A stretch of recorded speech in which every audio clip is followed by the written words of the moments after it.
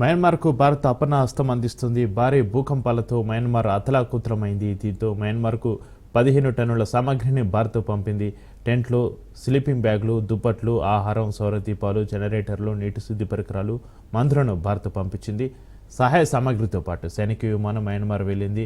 భారత భద్రతా దళాలు సహాయ చర్యలో పాల్గొంటున్నాయి.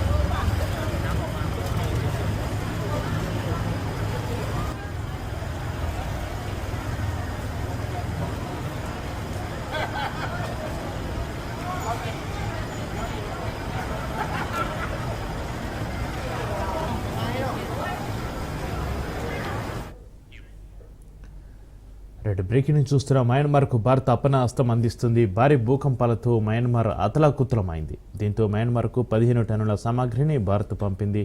టెంట్లు, స్లీపింగ్ బ్యాగులు, దుప్పట్లు, ఆహారం, సౌరదీపాలు, జనరేటర్లు, నీటి శుద్ధి పరికరాలు, మందులను భారత్ పంపించింది. సహాయ సామాగ్రితో పాటు సైనిక విమానం మయన్మార్ వెళ్లింది. భారత భద్రతా దళాలు సహాయ చర్యలో పాల్గొంటున్నాయి.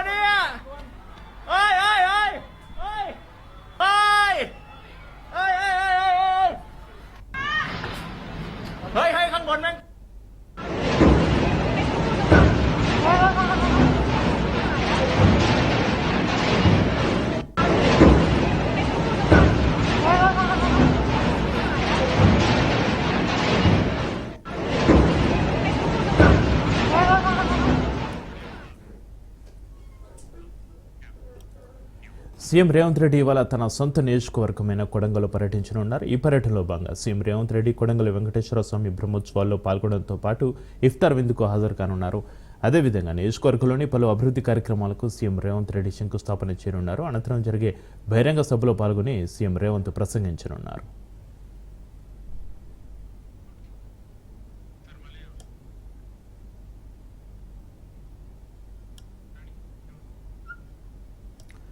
బ్రేకింగ్ న్యూస్ చూస్తున్నాం. సీఎం రేవంత్ రెడ్డి ఇవాళ తన సొంత నియోజకవర్గమైన కొడంగల్లో పర్యటించనున్నారు. ఈ పర్యటనలో భాగంగా సీఎం రేవంత్ రెడ్డి కొడంగల్ వెంకటేశ్వర స్వామి బ్రహ్మోత్సవాల్లో పాల్గొనడంతో పాటు ఇఫ్తార్ విందుకు హాజరు కానున్నారు. అదేవిధంగా నియోజకవర్గంలోని పలు అభివృద్ధి కార్యక్రమాలకు సీఎం రేవంత్ రెడ్డి శంకుస్థాపన చేయనున్నారు. అనంతరం జరిగే బహిరంగ సభలో పాల్గొని సీఎం రేవంత్ ప్రసంగించనున్నారు.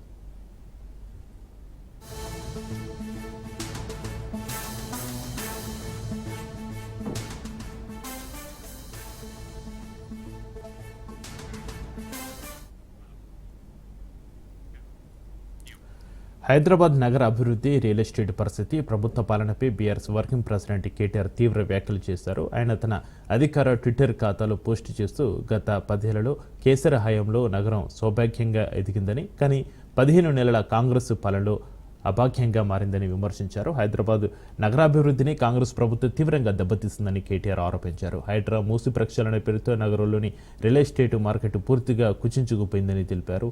పేదల ఇళ్లను బుల్డోజర్లతో నేలమట్టం చేస్తున్న ప్రభుత్వం పెద్దల ఆస్తులతో సెటిల్మెంట్లు చేస్తుందని విమర్శించారు. గత త్రైమాసికంలో హైదరాబాద్లో ఇండ్ల విక్రయాలు 49% తగ్గాయని, ఆఫీసు లీజింగ్ రంగం 41% క్షీణించిందని గణాంకాలతో తెలిపారు. వ్యవసాయ రంగంలో మాత్రమే కాదు, రైలు వ్యాపారుల పరిస్థితి కూడా దారుణంగా మారిందని, కాంగ్రెస్ పాలనలో వ్యాపారస్తులు ఆత్మహత్యలు చేసుకునే పరిస్థితి వచ్చిందని అన్నారు.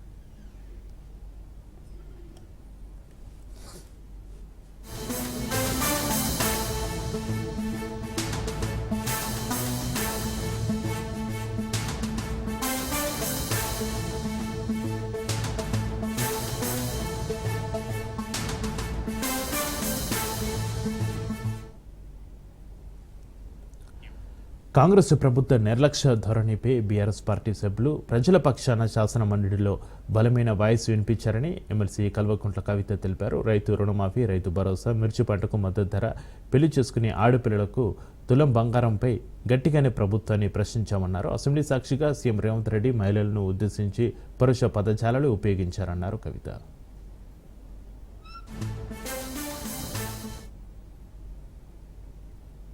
ఎన్ని టూల్స్ అయితే ఉంటాయో మండలిలో జనరల్ గా హౌస్ లో చాలా రకాలుగా ప్రశ్నించేటటువంటి అవకాశం ఉంటది. ఆ ప్రశ్నించేటటువంటి అన్ని రకాల టూల్స్ ని వాడుకొని మేమందరం కూడా ప్రభుత్వం నుండి ఆన్సర్ రాబట్టేటటువంటి ప్రయత్నం చేసినాం. స్పెషల్ మెన్షన్స్ ఉంటాయి, పిటిషన్స్ ఉంటాయి, ప్రశ్నలు ఉంటాయి, షార్ట్ డిస్కషన్ ఉంటాయి, బిల్లులు వచ్చినప్పుడు డిస్కషన్స్ ఉంటాయి. వీటన్నిటిలో కూడా చాలా సక్సెస్ఫుల్ గా ఈసారి బీఆర్ఎస్ పార్టీ మండలి సభ్యులందరం కూడా చాలా చురుకుగా పాల్గొనడం జరిగింది. ప్రత్యేకించి మండలి ప్రారంభమయ్యే ముందు ప్రతిరోజు ఉదయం కూడా ఒక రోజు కూడా వేస్ట్ చేయకుండా మొదటి రోజు పసుపు పంటలు మరి వాటికి మద్దతు ధరకు సంబంధించిన అంశం, రెండవ రోజు మిర్చి రైతులకు సంబంధించి వారు పడుతున్నటువంటి కష్టాల గురించి, మూడవ రోజు రాష్ట్ర వ్యాప్తంగా పంట నష్టం జరిగింది, దాని మీద ప్రభుత్వం ఆదుకోవాలని చెప్పినటువంటి అంశం, అట్లానే ఆడపిల్లలకు స్కూటీలు ఇస్తామని చెప్పి మీరు ఇవ్వనటువంటి అంశం, అట్లానే ఫీజు రియంబర్స్మెంట్ మీద ఇంకొక రోజు, తులం బంగారం మహిళలకు ఇస్తామని చెప్పి ఇవ్వనటువంటి అంశాన్ని ఇంకొక రోజు, రైతు రుణమాఫీ మీద ఇంకొక రోజు, రైతు భరోసా మీద ఇంకొక రోజు, ఇట్లా ప్రతిరోజు కూడా ఒక అంశాన్ని తీసుకొని ఒక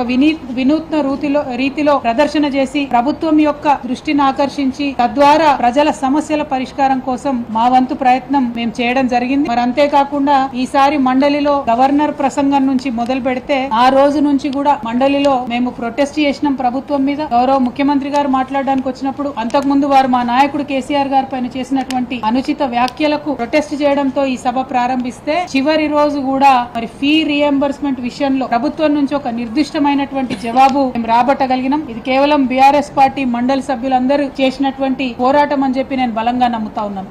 ఎన్ని టూల్స్ అయితే వచ్చే నెల బీఆర్ఎస్ రజతోత్సవ వేడుకలు జరగబోతున్నాయని వరంగల్ ఎల్కతుర్తిలో భారీ బహిరంగ సభ ఏర్పాటు చేస్తున్నామన్నారు కవిత. ఇప్పటివరకు ఏ పార్టీ నిర్వహించిన విధంగా అంత పెద్దగా ఈ సభ ఉండబోతుందన్నారు. కుంభమేళను తలపించేలా ఈ సభ జరగనుందని, ఏర్పాట్లు ఇప్పటికే మొదలయ్యాయని చెప్పారు కవిత.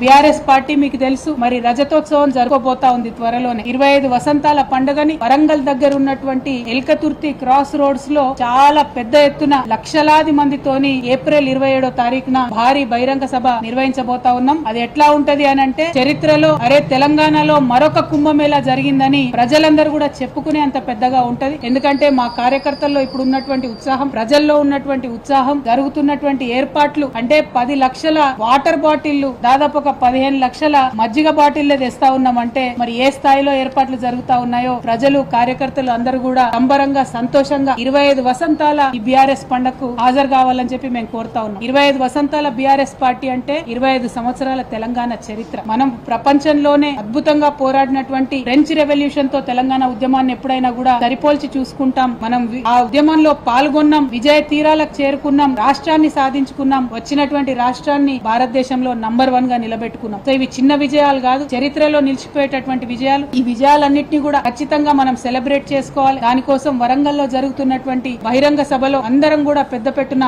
పాల్గొనాలని ఈ సందర్భంగా నాయకులకు, కార్యకర్తలకు, ప్రజలకు అందరికి కూడా పిలుపునిస్తూ మరి ఏ క్షేత్రంలో ఉన్నా, ఏ స్థాయిలో ఉన్నా, అది మండలి అయినా, అసెంబ్లీ అయినా, పార్లమెంట్ అయినా, ఎక్కడున్నా బీఆర్ఎస్ పార్టీ తెలంగాణ ప్రజల పక్షాన తమ పోరాటం ఇట్లానే కొనసాగిస్తుందని ఈ సందర్భంగా మరొక మారు తెలియజేస్తూ తెలంగాణను కల్వకుంట్ల కుటుంబం దోచుకుందని విమర్శలు చేశారు ఎమ్మెల్సీ బల్మూరి వెంకట్. సీఎం రేవంత్ రెడ్డిపై కవిత చేసిన వ్యాఖ్యలకు బల్మూరి వెంకట్ కౌంటర్ ఇచ్చారు. కేసీఆర్ ఫామ్ హౌస్లో ఉండి జీతం తీసుకుంటున్నారని, సీఎం రేవంత్ రెడ్డి 24 గంటలు చిత్తశుద్ధితో రాష్ట్ర అభివృద్ధి కోసం పనిచేస్తున్నారన్నారు. ఇద్దరికి చాలా తేడా ఉందని ఎమ్మెల్సీ కవిత మాట అనే ముందు 1కి 2 సార్లు ఆలోచించుకోవాలని హితవు పలికారు. రాష్ట్రాన్ని 10 సంవత్సరాలుగా దోచుకదిన్న రాబందులు మీరు ఈ రోజు వాస్తవానికి తెలంగాణ రాష్ట్రాన్ని అభివృద్ధి పదంలో ముందుకు తీసుకొని వెళ్లాలని ఒక లక్ష్యంతో, ఒక ధ్యేయంతో, ఒక దృఢ సంకల్పంతో కాంగ్రెస్ ప్రభుత్వం గౌరవ ముఖ్యమంత్రి రేవంత్ రెడ్డి గారు 6 నిమిషాలు 24 గంటలు 365 రోజులు కృషి చేస్తుంటే ఒక నిబద్ధత తోటి చిత్తశుద్ధి తోటి మేము ఇచ్చిన ప్రతి గ్యారంటీని కూడా అమలు చేయాలని ఒక దృఢ సంకల్పంతో నేను పనిచేస్తుంటే ప్రజలకి వాస్తవాలు తెలియజేయాలని చెప్పని అటు శాసన మండలి 8 రోజులు, శాసనసభ 11 రోజులు సుదీర్ఘంగా అన్ని విషయాలపైన చర్చించి వాస్తవాలు బయట పెడితే ప్రతిపక్ష నాయకునిగా కల్వకుంట్ల చంద్రశేఖరరావు అసెంబ్లీకి రాడు, ఫార్మ్ హౌస్ కే పరిమితమై జీతం తీసుకుంటారు. ఇప్పటికన్నా కల్వకుంట్ల కవిత గారు బహుశా పొరపాట్లను చూసుకునే మీరు మాట్లాడుతున్నట్టు నిన్న మొన్న చూసిన ఒక బుక్ పట్టుకోరు. ఆ బుక్ కలర్ కూడా ఎట్లుందనంటే ఏసీబీ అధికారులు ఎవరన్నా ఫ్రాడ్ చేస్తే, ఎవరన్నా కరప్షన్ చేస్తే ఓ రంగు పెడతారు, అది చేతికి పెట్టగానే రంగు లెక్క మారుతుంది. అంటే అది కరప్షన్ కి కేర్ ఆఫ్ అడ్రస్. ఈ రోజు అటువంటి ఒక బుక్ కలరే మీరు తీసుకొని వచ్చారు బయటికి. మీ యొక్క వ్యవహారం ఉందో ఈ రోజు. Welcome back. తెలంగాణ ప్రభుత్వానికి కేంద్ర సర్కారు బిగ్ షాక్ ఇచ్చింది. పాలమూరు రంగారెడ్డి ఎత్తిపోతల పథకం జాతీయ ప్రాజెక్టు ప్రతిపాదనలు వెనక్కి పంపించింది. ఈ ప్రాజెక్టుకు జాతీయ హోదా కల్పించలేమని కేంద్ర జలశక్తి శాఖ తేల్చి చెప్పింది. ఈ నేపథ్యంలో ప్రతిపాదనలు తెలంగాణ రాష్ట్రానికి తిరిగి పంపినట్లుగా లోక్సభలో వెల్లడించింది. లోక్సభలో పాలమూరు రంగారెడ్డి ఎత్తిపోతల పథకం జాతీయ ప్రాజెక్టు విషయంపై భువనగిరి ఎంపీ చామల కిరణ్ కుమార్ రెడ్డి అడిగిన ప్రశ్నకు జలశక్తి శాఖ సహాయ మంత్రి రాజ్ భూషణ్ చౌదరి లిఖితపూర్వక సమాధానం ఇచ్చారు.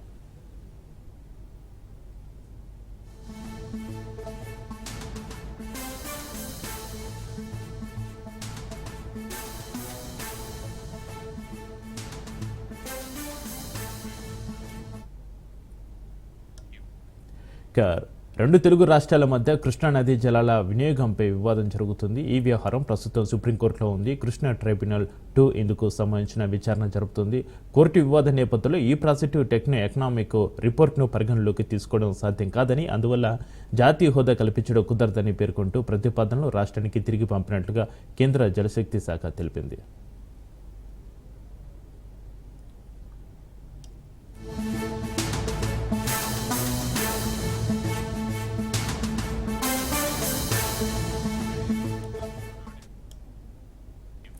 బెట్టింగ్ యాప్ల కేసులో నటి విష్ణుప్రియకు తెలంగాణ హైకోర్టులో ఎదురు దెబ్బ తగిలింది. మియాపూర్ పోలీసులు తనపై నమోదు చేసిన ఎఫ్ఐఆర్ కొట్టేయాలంటూ ఆమె హైకోర్టులో ఇటీవల పిటిషన్ దాఖలు చేసింది. ఈ పిటిషన్ను తెలంగాణ హైకోర్టు విచారించింది. ఎఫ్ఐఆర్ కొట్టేసేందుకు, అలాగే ఈ దర్యాప్తుపై స్టే విధించేందుకు హైకోర్టు నిరాకరించింది.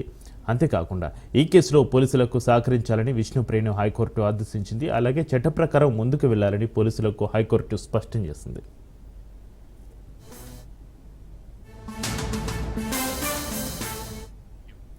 మరోవైపు బెట్టింగ్ యాప్స్ వ్యవహారంలో కీలక పరిణామం చోటు చేసుకుంది. తాజాగా మియాపూర్ పిఎస్లో బెట్టింగ్ వ్యవహారంపై పలు కేసులు నమోదయ్యాయి. టాలీవుడ్ అగ్ర హీరోలతో పాటు యూట్యూబర్లపై కేసులు నమోదయ్యాయి. మరోవైపు అటు 2 కేసులను సిట్కు బదిలీ చేస్తున్నట్టుగా కోర్టుకు తెలిపారు పీపీ.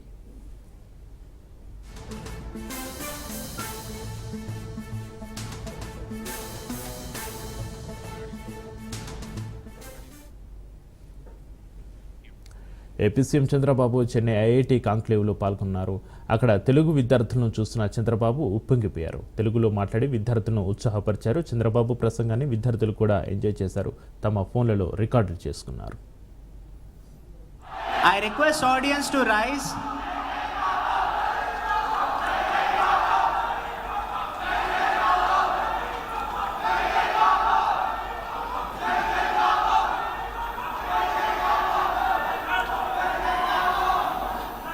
Please.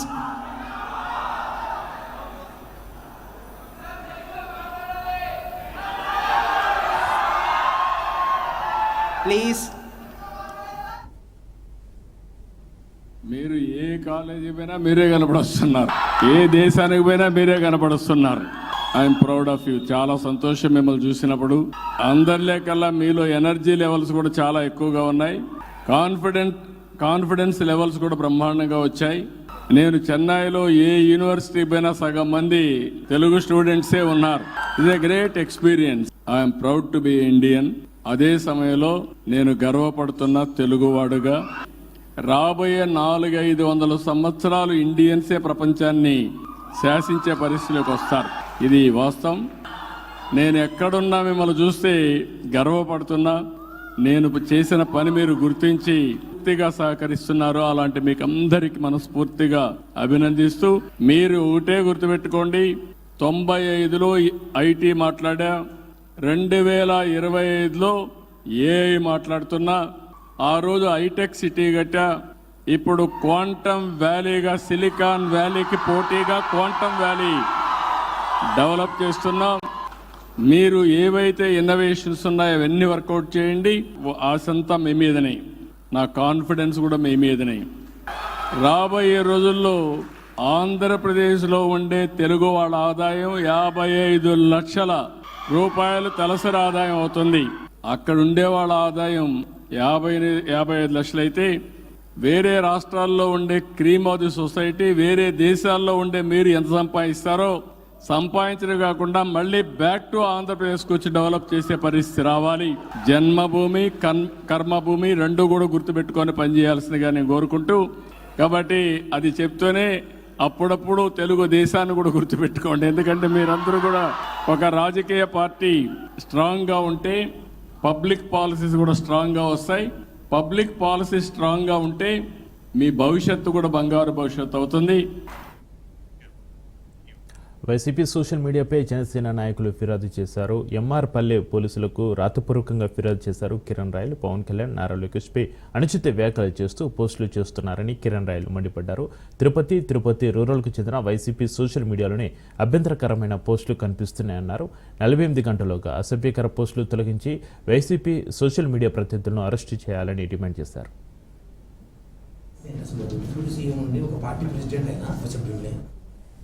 సోషల్ మీడియాని మనం వ్యాపారంగా కానివ్వండి, లేకపోతే రాజకీయంగా కానివ్వండి, వృత్తిలో కానివ్వండి వాడుకుంటారు. సోషల్ మీడియా కుటుంబాలని విమర్శించడం కరెక్ట్ కాదు. ఈ రోజు ఒక డిప్యూటీ సీఎం, ఒక జనసేన పార్టీ అధ్యక్షులు పవన్ కళ్యాణ్ గారిని, ఆయన కుటుంబ సభ్యుల్ని, వాళ్ళ తల్లిదండ్రుల్ని, వాళ్ళ ఇంట్లో పిల్లల్ని వైసీపీ సోషల్ మీడియా చెత్త వెధవలు కామెంట్లు పవన్ కళ్యాణ్ గారి కుటుంబం గురించి, వాళ్ళ ఫ్యామిలీ గురించి ఇలా కామెంట్లు పెడుతున్నారు. ఇవన్నీ కరెక్ట్ కాదు. ఇవన్నీ కూడా ఇందాక మీడియా డీఎస్పీ గారు కూడా ఇచ్చాను. సోషల్ మీడియా మీరు పవన్ కళ్యాణ్ గారిని, మేము కూటమి అధికారం వచ్చిన తర్వాత మేము చేస్తున్న అభివృద్ధి చూసి ఓర్వలేక పవన్ కళ్యాణ్ గారిని కామెంట్ చేస్తే మాత్రం బట్టలు ఓడదీసి కొడతాం వైసీపీ సోషల్ మీడియా అని చెప్తున్నాం. ఏమనుకుంటున్నారు అసలు? ఒక డిప్యూటీ సీఎం మీరు సోషల్ మీడియా అనేది ఓకే, రాజకీయ పరంగా మేము చేస్తుంది మీరు చేస్తుంది రాజకీయ పరంగా మాట్లాడుకోండి. అమ్మా నాన్నల్ని, ఇంట్లో కుటుంబ సభ్యుల్ని మాట్లాడుతుంటే చూస్తూ ఊరుకుంటాం అనుకున్నారా? ఈ రోజు పోలీస్ అధికారులు ఒకటే చెప్పాం. గతంలో ఈ జిల్లాలో ఒక నాయకుడు వాళ్ళ భార్య గారు కంప్లైంట్ ఇస్తే ఇమ్మీడియట్ గా యాక్షన్ తీసుకున్నారు. మంచిది, సూపర్ పోలీస్ వ్యవస్థ పనిచేస్తుంది, నమ్మకం ఉంది. అదే నమ్మకంతో 48 గంటల్లో ఎవరైతే పవన్ కళ్యాణ్ గారి మీద, వాళ్ళ కుటుంబం మీద ఇలాంటి వ్యాఖ్యలు చేశారో 48 గంటల్లో వాళ్ళని అరెస్ట్ చేసి రిమాండ్ చేసి ప్రజలకు చూపించాలి. ఇలాంటి వ్యాఖ్యలు చేసింది వీడియోయించాలి. లేని పక్షాన మేము అధికారంలో ఉన్నామ సంగతి కూడా పక్కన పెట్టి రోడ్ ఎక్కాల్సి వస్తుంది. రోడ్ ఎక్కి ధర్నా చేస్తే అధికారంలో ఉండి బాగోదు. తిరుపతి పోలీసుల తీరుపై ప్రజలు నవ్వుతున్నారని అన్నారు. వైసీపీ పార్టీ ఇన్ఛార్జ్ చెవిరెడ్డి మోహిత్ రెడ్డి పోలీసుల తీరుపై హైకోర్టు ఇటీవల వ్యాఖ్యలు చేసినా మార్పు రావడలేదని ఆరోపించారు. ఎవరో మెప్పు కోసం పోలీసులు పనిచేస్తున్నారని విమర్శించారు చెవిరెడ్డి మోహిత్ రెడ్డి. 37 మంది ఎంపీటీసీలు ఉంటాయి, 34 మంది వైసీపీ వైపు ఉన్నారని అన్నారు. తమ ఎంపీటీసీలను ప్రలోభాలకు గురి చేశారని ఎక్కడా తొలగలేదని మోహిత్ రెడ్డి చెప్పారు. కూటమి ప్రభుత్వం అరాచకాలపై తమ పోరాటం కొనసాగుతుంది అన్నారు. పోలీసులు తీరు చూస్తూ ఉంటే నిజంగానే ప్రజలే కాదు, పోలీస్ వ్యవస్థలో కూడా చాలామంది నవ్వుతున్నారని కూడా మీ అందరూ తెలియజేస్తున్నాను. ఒక్క జెండా కట్టడం లేదంటే ఎలక్షన్ నిలబడడం తప్ప టీడీపీ తరపున అన్ని పనులు కూడా పసుపు షర్టేసుకొని కొంతమంది పోలీస్ అధికారులు చేస్తున్నారని చెప్పి ఇక్కడి నుంచి తెలియజేస్తున్నా. అదేవిధంగా ఎవరినో సాటిస్ఫై చేయడం కోసం ఉద్యోగాలు కూడా పనంగా పెట్టి విపరీతంగా తప్పుడు కేసులు పెడుతున్నారు. ఈ మధ్య హైకోర్టు కూడా వాళ్ళు చేసిన తప్పుల్ని తీవ్ర భాషలో కూడా వాళ్ళు చెప్పినా కూడా మీ పరిధిలో మీరు ఉండండి, మీరు హైకోర్టులో వాళ్ళు చెప్పిన కొన్ని వర్డ్స్ కూడా మీరు చూడొచ్చు, మీ పరిధిలో మీరు ఉండండి, మాకు బీపీ వస్తూ ఉంది మీరు చేసే పనులు చూస్తే, పౌర హక్కులు ఉల్లంఘిస్తే కఠిన చర్యలు తీసుకుంటాం, ఇలాంటివి ఎన్నో కూడా హైకోర్టు హెచ్చరించినా కూడా ఏ మాత్రం లెక్క చేయకుండా ఈరోజు ఒకరిని విపరీతంగా ఒకరిని సాటిస్ఫై చేయడం కోసం కేసులు పెడుతున్నారు. ఎంపీపీ ఎలక్షన్స్ జరిగినప్పుడు 37 మంది ఎంపీటీసీలు ఉంటే 33 మంది పైగా వైఎస్ఆర్సీపీ పార్టీ టీడీపీ లీడర్లు ఎంత ప్రలోభాలు పెట్టినా కూడా, ఎన్ని హామీలు ఇచ్చినా నీకు 10,000 నీకు 10,000 నీకు 10,000 అని చెప్పే విధంగా నీకు ఎంపీపీ అని 10 మందికి మా వాళ్ళకు కాల్ చేసి చెప్పినా కూడా ఏ ఒక్కటి పట్టించుకోకుండా మొత్తం కూడా వైఎస్ఆర్సీపీ పక్క నిలిచి 33 మంది పైగా ఓటేసి వైఎస్ఆర్సీపీని గెలిపిస్తే లాల్ దేవి జల్కర్ దేవిలను ప్రేమించాడు. ఇద్దరు కూడా సూర్యదేవును మనసారా ప్రేమించారు. ముగ్గురు కలిసి ఉండేందుకు తమకు అభ్యంతరం లేదని కూడా వాళ్ళు ముందే మాట్లాడుకున్నారు. ఈ క్రమంలో మొదట పెద్దవాళ్ళు అంగీకరించుకున్నా ఆ తర్వాత వీళ్ళ ప్రేమను చూసి అర్థం చేసుకుంటామన్న మాటల్ని విని పెద్దలు వీళ్ళ పెళ్లిలకు అంగీకరించారు.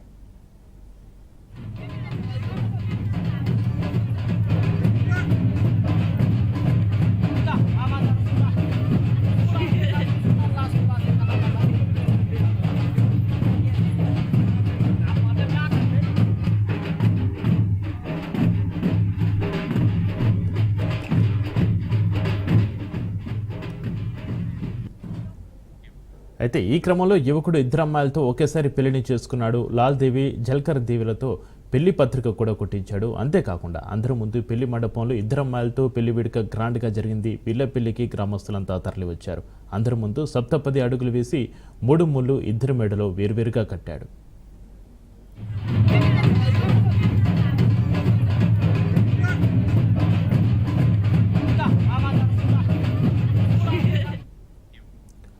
ఒక పెళ్లికి నాన్న తంటాలు పడుతున్న సమయంలో నువ్వు ఒకేసారి 2 పెళ్లిళ్ళు చేసుకున్నావు, నువ్వు తోపు భయ్ అంటూ ఫన్నీగా కామెంట్లు చేస్తున్నారు నెటిజన్లు.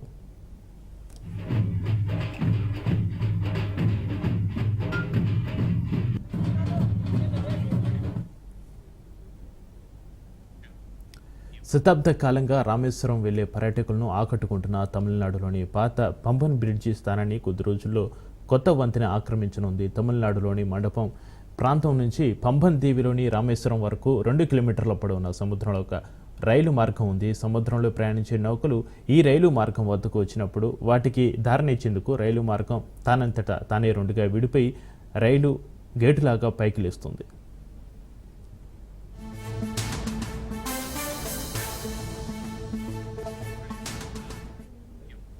అయితే కొత్త బ్రిడ్జికి 2019 నవంబర్లో ప్రధాని మోడీ శంకుస్థాపన చేశారు. ఆ బ్రిడ్జి నిర్మాణం 2024 సెప్టెంబర్లో పూర్తి కాక వచ్చే నెలలో శ్రీరామనవమి సందర్భంగా ప్రారంభించేందుకు సన్నాహాలు చేస్తున్నారు.